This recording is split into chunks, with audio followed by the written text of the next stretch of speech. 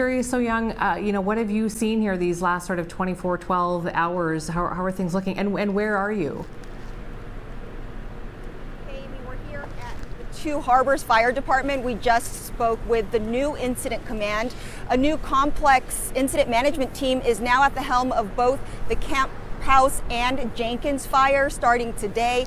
And like you mentioned, still 0% containment. The two fires combined are well over 30,000 acres in estimated size. And like you mentioned, the Jenkins fire did outpace the Camp House fire, but I think the sheriff just mentioned, luckily today it hasn't grown as aggressively as it has been the last couple of days. But just the effort here, you see kind of emergency management driving around everywhere. Yesterday we saw some helicopters scooping water in the firefight, but it really just is a heartbreaking situation. Anyone you talk to either knows a family member that had to evacuate, or they're packed up themselves, just ready to go at the drop of a hat.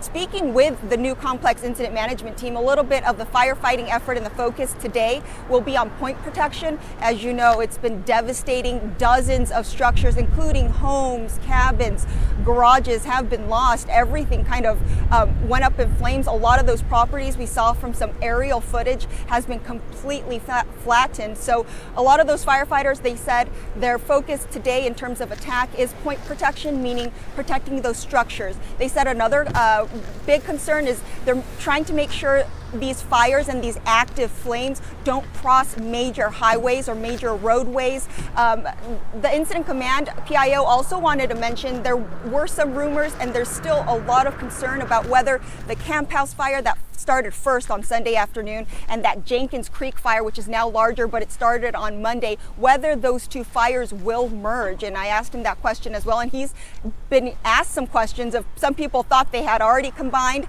The evacuation map of both of those fires do kind of merge and combine in terms of an evacuation area, but the fires and the active flames themselves have not merged. That's good news, and they're watching that very closely. But as you know, still 0% containment is the real scary kind of situation here. And again, talking with folks, they're just kind of just ready to go at any moment, really watching as this thing kind of exploded really aggressively yesterday. The firefighters said conditions today a bit cooler, still warm, and there's a little bit more humidity, which is great news in terms of the firefight, but any meaningful containment is still days away. And I do want to point out, from all the folks in town that we've spoken to, a lot of people, like us from the Twin Cities, have cabins here. They're up here seasonally, but there are people that this is their permanent home. So it's such a small community. Everyone kind of knows everyone in these areas impacted, and it's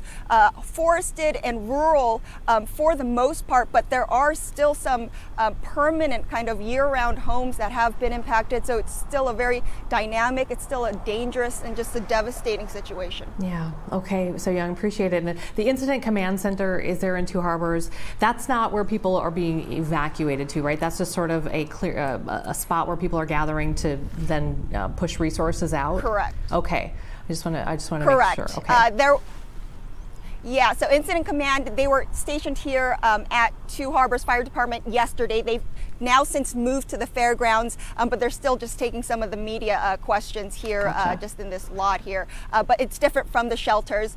The shelters are kind of also a moving target. The last one we visited was kind of right outside Duluth and Township at a community center. But a lot of those it's speaking to the strength of the community. A lot of those people have friends or family nearby that have taken them in. So. Yeah.